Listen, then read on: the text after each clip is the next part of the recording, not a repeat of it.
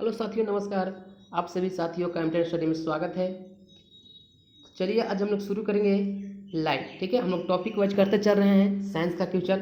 ठीक है, तो चलिए दोस्तों हम लोग शुरू करते हैं पहले प्रश्न से। लाइट का पहला प्रश्न है और जो भी प्रश्न है बहुत ही महत्वपूर्ण प्रश्नों का संग्रह किया गया है, जो कि बहुत सारे आपको गाइड में नहीं मिलते हैं, लेकिन ऐसे प्रश्न आपको एग्जाम में पूछ दिए जाते हैं जहाँ पर आप नहीं कर पाते हैं। अगर इन प्रश्नों को आप कर लिए तो आपको मैं वादा करता हूँ कि जो भी थियोरेटिकल टाइप से प्रश्न पूछे जाएंगे उसमें आप सफलता हासिल कर लेंगे। ठीक है, तो चलिए दोस्तों शुरू करते हैं। पहला प्रश्न है, निम्न में से किस विकिरण में ऊर्जा प्रति क्वांटम सर्वाधिक होती है। यह पूछ रहा है प्रश्न कि इनमें बताना है कि किन में प्रति क्वांटम जो ऊर्जा है, एनर्जी है, वो सर्वाधिक होगा। ठीक है, तो रेंज दिया हुआ है ए में 320 से 400 न्यूटन मीटर नैनोमीटर, और ऑप्शन बी में है 200 से 280 नैनोमीटर, और सी है 280 से 320 नैनोमीटर, और डी है 400 से 600 नैनोमीटर। तो देखिए दोस्तों, इसमें जो विकिरण में ऊर्जा प्रति क्वांटम सर्वाधिक होगी वो होगी 320 से 400 नैनोमीटर, यानी कि ऑप्शन नंबर ए आपका सही है। ठीक है, चलिए नेक्स्ट प्रश्न देखते हैं। सौर विकिरण में से किस परास में दिखता है। सौर विकिरण निम्न में से किस परास में दिखता है, मतलब कि सौर विकिरण के यहाँ परास पूछ रहा है, रेंज पूछ रहा है कि रेंज क्या होता है। तो देखिए ऑप्शन में है ए में 100 से 400 नैनोमीटर, बी में 400 से 700 नैनोमीटर, डी है 740 से 10,000 नैनोमीटर, और डी है उपरोक्त में से कोई नहीं। तो देखिए दोस्तों, सौर विकिरण का जो परास है क्या है। हम जानते हैं कि जब पृथ्वी पर आने वाले सौर विकिरण का परास, ठीक है, पृथ्वी पर आने वाले सौर विकिरण का जो परास है वो 100 नैनोमीटर से 10 के पावर 6 नैनोमीटर तक होता है। कहाँ से कहाँ तक रेंज होता है, इस बात को भी याद रखिएगा। ठीक है, पृथ्वी पर जो आने वाला सौर विकिरण का जो परास है वो होता है 100 नैनोमीटर से। ठीक है, 100 नैनोमीटर से आपको 10 के पावर 6 नैनोमीटर तक। ठीक है, 10 के पावर 6 नैनोमीटर तक। ठीक है दोस्तों, तो इस सौर विकिरण को परिवैज्ञानिक विकिरण कहा जाता है जिनका परास होता है 600 से 400 नैनोमीटर के बीच में। ठीक है, तो परावैज्ञानिक विकिरण का परास आप लिख लेंगे 100 नैनोमीटर से 400 नैनोमीटर, और दृश्य प्रकाश का जो परास होता है वो 400 नैनोमीटर से 700 नैनोमीटर होता है। ठीक है, दृश्य प्रकाश का कितना होता है, दृश्य प्रकाश का जो होता है, ठीक है, दृश्य प्रकाश का जो होता है वो 400 से 700 नैनोमीटर के बीच में होता है। ठीक है, चलिए, और जो अवरक्त विकिरण होता है, ठीक है, उसका होता है 700 नैनोमीटर से 10 के पावर 6। ठीक है, अवरक्त का 700 से 10 के पावर 6 नैनोमीटर तक। ठीक है दोस्तों, तो इसका जो आंसर होगा वो ऑप्शन नंबर बी होगा, 400 से 700 नैनोमीटर तक। कितना से कितना तक, 400 से 700 नैनोमीटर तक सौर विकिरण का परास दिखता है। ठीक है, चलिए नेक्स्ट प्रश्न देखते हैं। तीसरा प्रश्न है, तीसरा प्रश्न है कि दृश्य प्रकाश का द्रव्यमान प्रसार होता है। आपको बताना है कि जो दृश्य प्रकाश होता है, ठीक है, जो दृश्य प्रकाश मतलब विजिबिलिटी रे जो होता है लाइट, उसका द्रव्यमान पूछ रहा है कि इसका प्रकाश क्या होता है। तो दृश्य प्रकाश का द्रव्यमान प्रकाश जो होता है वो 390 से 780 नैनोमीटर के बीच होता है। ठीक है, तो ऑप्शन नंबर डी आपका सही है। चलिए नेक्स्ट प्रश्न देखते हैं।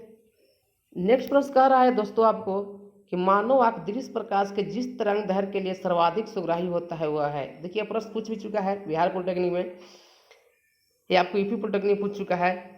तो मानव आंख दृश्य प्रकाश के जिस तरंग दैर्घ्य के लिए सर्वाधिक सुग्राही होता है वह कितना है। ऑप्शन ए है 60-50 एंगस्ट्रॉन, बी है 5500 एंगस्ट्रॉन, डी है सी है 4500 एंगस्ट्रॉन, और डी है 7500 एंगस्ट्रॉन। ठीक है दोस्तों, तो चार का जो ऑप्शन होगा वो ऑप्शन नंबर 20 सही होगा।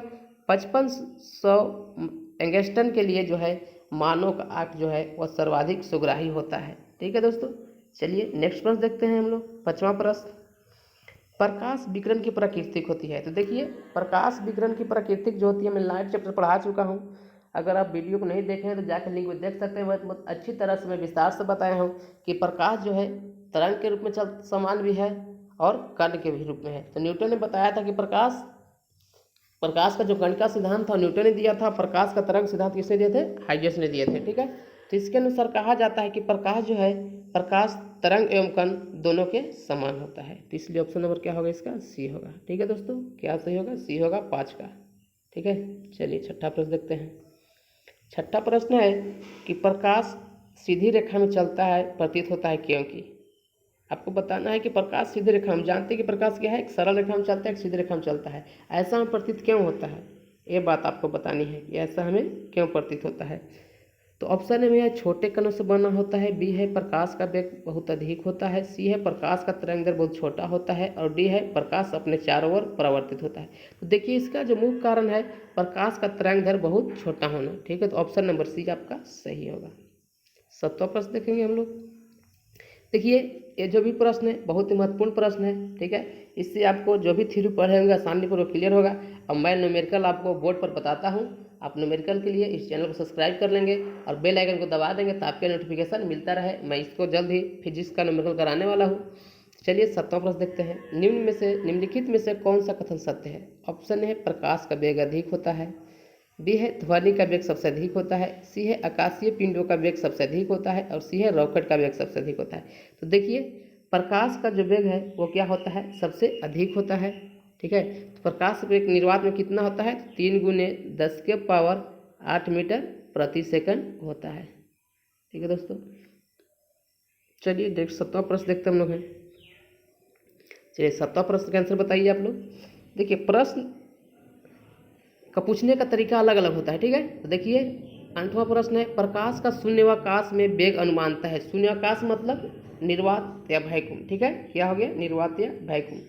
तो प्रकाश के शून्यावकाश में जो वेग होता है वो होता है 3 × 10⁸ मीटर पर सेकंड। देखिए इसी प्रश्न को कैसे पूछा जाएगा। देखिए प्रकाश की गति होती है, अब गति होती है, प्रकाश की गति होती है, पूछा सिर्फ है।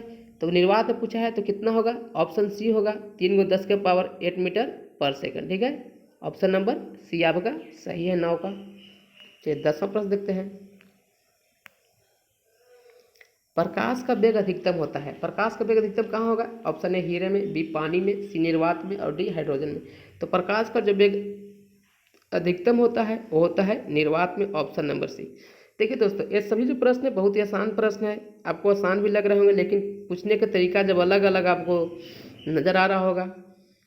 अगर आपको सफलता पानी है तो इस वीडियो को 1 से 2 बार देखेंगे, आपको आसानी पूर्वक समझ में आ जाएगा, याद भी हो जाएगा। ठीक है, तो आप कान में लीड लगा लें मोबाइल में, ठीक है, और सुनते रहें, आपको आसानी पूर्वक याद हो जाएंगे।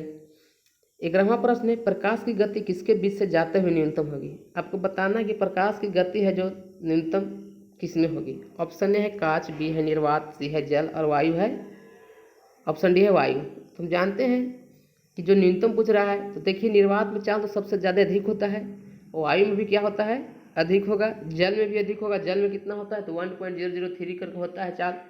तो कांच में क्या होगा, यहाँ पर सबसे कम होगा, न्यूनतम होगा। तो ऑप्शन नंबर ए सही है 11 का। प्रश्न संख्या 12 देखते हैं। सूर्य के प्रकाश को धरती की सतह पर पहुंचने में लगने वाला समय है लगभग। देखिए ये प्रश्न पॉलिटेक्निक पूछ चुका है कि सूर्य के प्रकाश को धरती की सतह पर पहुंचने में लगने वाला समय है लगभग। देखिए बात कर रहा है, क्या कर रहा है, लगभग की बात कर रहा है। तो लगभग कितना होता है, तो लगभग होता है 8.5 मिनट। कितना होगा, 8.5 मिनट। तो ऑप्शन नंबर क्या होगा सही, ऑप्शन नंबर सी आपका सही है। ठीक है, ऑप्शन नंबर सी आपको सही है। ठीक है दोस्तों, अगर सेकंड में पूछा जाए तो लगभग जो सेकंड में होता है वो 500 सेकंड लगते हैं। कितना सेकंड लगते हैं, अगर सेकंड में दे दिया जाए तो कितना हो जाएगा, 500 सेकंड। सेकंड भी याद रखेंगे, 500 सेकंड लगेगा। ठीक है, चलिए 13वां प्रश्न देखते हैं। सूर्य से पृथ्वी तक प्रकाश के पहुंचने में लगभग समय लगता है। देखिए यही प्रश्न पूछा है। देखिए यहाँ लगभग जो दिया है वो कितना होगा, 8 मिनट होगा। ठीक है, 8 मिनट या 8.5 मिनट, इसी की इर्द गिर्द जो रहेगा उसी को हम लोग आंसर सही करेंगे। चलिए 14वां प्रश्न देखिए। 14वां प्रश्न है प्रकाश तरंगों के वायु से कांच में जाने पर जो चर प्रभावित होते हैं वे हैं। मतलब वेरिएबल जो है कौन सा बदलता है जब प्रकाश के तरंगे जो एक माध्यम से दूसरे माध्यम में जाते हैं। तो ऑप्शन ए में तरंगदैर्घ्य, आवृत्ति और वेग, बी है वेग और आवृत्ति, सी है तरंगदैर्घ्य और आवृत्ति, और डी है तरंगदैर्घ्य और वेग। देखिए 14 का प्रश्न आपको आंसर होगा ऑप्शन नंबर डी सही होगा। क्या सही होगा, डी सही होगा, तरंगदैर्घ्य और वेग। ठीक है, तरंगदैर्घ्य और वेग सही होगा। तो देखिए जब भी प्रकाश तरंग वायु से कांच या एक माध्यम से दूसरे माध्यम में जाती है तो प्रकाश की आवृत्ति वही रहती है, लेकिन उसका तरंगदैर्घ्य और वेग बदलता है। आवृत्ति ज्यों का त्यों रहता है, आवृत्ति कभी नहीं बदलती है, इस बात को ध्यान रखेंगे। चलिए 15वां प्रश्न, जब प्रकाश एक माध्यम से दूसरे माध्यम में जाता है तो निम्न में से कौन सा एक अपरिवर्तित रहता है। देखिए अभी पढ़े हम लोग, ऑप्शन ए तीव्रता है, बी वेग है, सी तरंगदैर्घ्य, डी आवृत्ति है। तो इसमें जो आंसर होगा ऑप्शन नंबर डी सही होगा।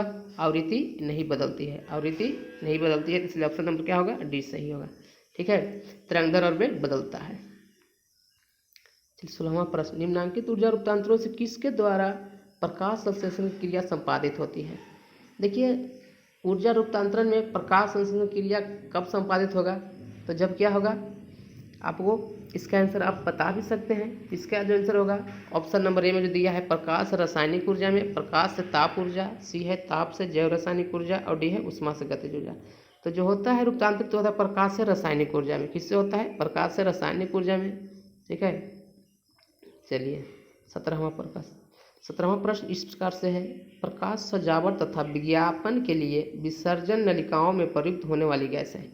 देखिए हम आपसे अधिक बात नहीं करते ताकि समय अधिक लग जाएगा, इसलिए आप स्वयं एक समझदार हैं और आप लोग पढ़ रहे हैं, आप समझदारी भी दिखाएंगे, क्योंकि आपकी ज़िंदगी स्वयं आपकी हाथों में है। जितने आप मेहनत करेंगे वो सफलता आपको हाथ लगेगी। ठीक है, अगर आप कठिन परिश्रम करते हैं तो सफलता अवश्य मिलेगा। ठीक है दोस्तों, तो चलिए, और सफलता के देखिए सफलता कोई शॉर्टकट रास्ता नहीं होता है। अगर आप मेहनत करेंगे तो उतना ही आप सफलता हासिल जल्द कर पाएंगे। तो चलिए देखिए, प्रकाश सजावट तथा विज्ञापन के लिए विसर्जन नलिकाओं में प्रयुक्त होने वाली गैस है। देखते हैं कि जो सजावट जो होते रहता है उसमें जो प्रयुक्त गैस है वो कौन सा गैस है, तो वो जो होगा वो ऑप्शन नंबर डी सही होगा, नियोन गैस होगा। कौन सा गैस, नियोन गैस। सजावट में किस गैस का उपयोग किया जाता है, नियोन गैस का। ऑप्शन नंबर डी सही है। चलिए 18वां प्रश्न, साबुन के पतले झाग में चमकदार रंगों का बनना किस परिघटना का परिणाम है, किस परिघटना का परिणाम है। तो ऑप्शन ए में है बहुलित परावर्तन और व्यक्तीकरण, बी है बहुलित अपवर्तन और परिक्षेपण, सी है विवर्तन और परिक्षेपण और डी है ध्रुवण या व्यक्तीकरण। देखिए इसमें जो आंसर होगा ऑप्शन नंबर ए सही होगा। ठीक है, क्या सही होगा, ऑप्शन नंबर ए सही होगा, बहुलित परावर्तन और व्यक्तीकरण। ठीक है, ऑप्शन नंबर ए सही है। ठीक है, ऑप्शन नंबर ए आपका सही होगा, बहुलित परावर्तन और व्यक्तीकरण। चलिए 19वां प्रश्न, पूर्ण आंतरिक परिवर्तन होता है जब प्रकाश जाता है। पूर्ण आंतरिक परिवर्तन कब होगा, जब प्रकाश जाएगा। कब, तो जब प्रकाश जाएगा वो देखिए ऑप्शन के अनुसार बताएंगे हम लोग। ऑप्शन है हीरे से कांच में, बी है जल से कांच में, सी है वायु से जल में और डी है वायु से कांच में। तो इसका जो आंसर होगा ऑप्शन नंबर ए आपको सही होगा, हीरे से कांच में। चलिए 20वां प्रश्न और लास्ट प्रश्न है, प्रकाश तंतु जिस सिद्धांत पर काम करता है वह है। प्रकाश तंतु जिस सिद्धांत पर काम करता है वह है। तो प्रकाश तंतु किस सिद्धांत पर काम करता है, तो हम जानते हैं कि प्रकाश तंतु जो है पूर्ण आंतरिक परिवर्तन के सिद्धांत पर काम करता है। तो इसके अनुसार आंसर हो जाएगा, आंसर ऑप्शन नंबर ए सही हो जाएगा। चलिए दोस्तों ये लास्ट प्रश्न था। इसी प्रकार से आपको नेक्स्ट 20 प्रश्न प्रकाश संबंधित और अगले दिन देखने को मिलेंगे। चलिए दोस्तों आज के लिए बस इतना ही। जो भी चैनल सब्सक्राइब नहीं किए सब्सक्राइब कर लें और कृपया अपने दोस्तों को भी शेयर कर दें ताकि वो भी सफल हो जाए। ठीक है, और मैं चाहता हूं कि इस चैनल को जितना हो सके अधिक से अधिक लोगों तक पहुंचाएं और लोगों को बताएं ताकि मेरी हौसला बढ़े और मैं आप लोगों को इसी प्रकार से टॉपिक वाइज प्रश्नों करा सकूं। तो इसके पहले मैं आपको गति संबंधित, ठीक है, ग्रेविटेशनल से संबंधित प्रश्नों कराए हैं, सरफेस टेंशन, कैपिलरिटी संबंधित प्रश्न करा चुका हूं। अगर आप नहीं देखे होंगे तो जाके वीडियो में के लिंक पे देख सकते हैं। चलिए दोस्तों आज के लिए बस इतना ही। आप सभी को मैं सफलता की कामना करता हूं और आप लोग सफल अवश्य होंगे। चलिए आज के लिए बस इतना ही। आप सभी दोस्तों को बहुत बहुत धन्यवाद।